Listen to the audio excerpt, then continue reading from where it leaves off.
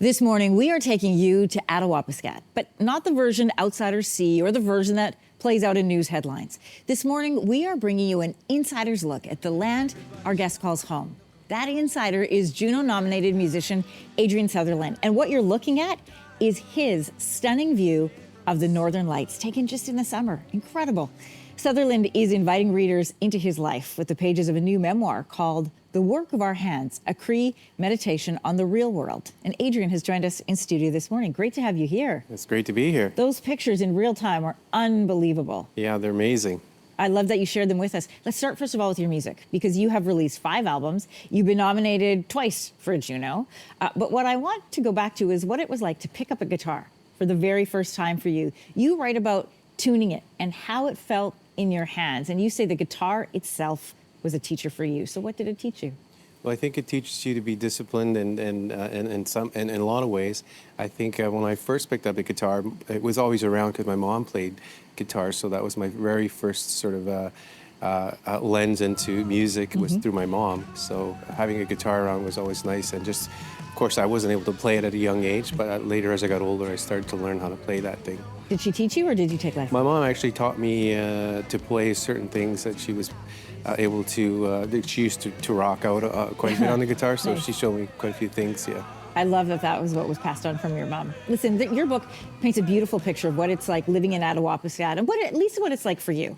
Attawapiskat, that people hear about through the news headlines, is not the same as the one that you live and breathe. So tell me about your Attawapiskat and what you want people to know about this place that you love so dearly.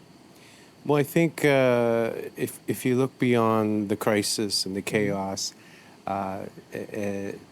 and look beyond the mole on the walls, I think you'll see that there's a lot of beauty there. I think you can live a very hard life, but also have a very beautiful life at the same time. Those two things can coexist. And I've raised a beautiful family up there, and we feel very much alive, and we work very hard. Whether we're harvesting out on the land or collecting water for drinking. So there's a lot of very physical aspect to living up there. But again, it's just a beautiful place to be, and we absolutely love being out on the land. You write about that physicality and how it actually helps to connect you directly to the land. You also write about what you call, quote, the discovery that utterly changed my view of the world. And I'd like to, if I can, read it in your own words from your book. It's about water, and you say this: what I found out was that white people in our village had clean water running through taps in their homes. The nurses and the teachers had access to actual clean drinking water. They had the luxury of being able to bathe and have a nice hot shower every day. They could cook without having to fetch water from a ditch or a spring. What I had been taught to believe was a crucial part of family life, what I had been taught was a sacred responsibility, was in fact a colossal waste of everybody's time and effort. The hours collecting snow, chipping ice, little kids trudging with scavenged lard pails. That's just for Indians. Can you unpack for us what that realization was like? Yeah, when I first started to realize that we were, as First Nations people, were being treated differently, I felt cheated, I felt really upset about it. And I felt ashamed, these were some of the feelings that were coming to me, and especially when I went off to school and started to see how other Canadians live, it just felt really, it didn't feel good at all, and it was very upsetting. Shame is a hard one to get rid of. What Yeah. did you do to erase or replace that? Well, I know that shame is not my shame. So, I quickly was able to realize that it didn't belong to me, and I was able to get rid of that, so. You use a tool that most people don't, and that is you write about this 10-gallon water canister, and twice a day you fill up a big blue jug. And I challenge people watching this morning to make note of every time you touch a tap today without appreciating the ease of getting water at the flick of a wrist. So you do the math on how much time it takes. 2 hours a day equals 700 hours a year spent collecting water.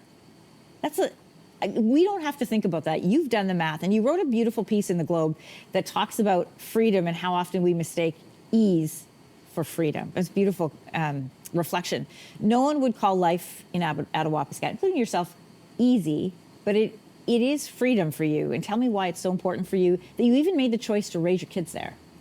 Well, I think just to have the confidence to be able to walk a difficult road is, for me, it feels it's freedom, you know. And I think, and to be able to have the agency to be able to harvest your own food, you know, and survive up there and fix things as they break and build a traditional Cree sweat lodge. All these different things are very important, you know, for our survival up there. And yeah, I mean, collecting water, it does take up a lot of time, but it, you know, I do it willingly and I accept that responsibility.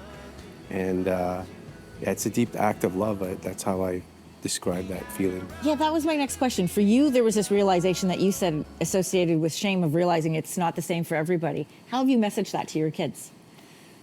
Well, I just, it's hard, you know, when my older children ask questions about, you know, why things are the way they are up there, and we do try to explain. I mean, you could certainly go down the road of listing the failures of the federal government and the policies that are in place for our people, but that to me is not, you know, it's not always the answer, and I think.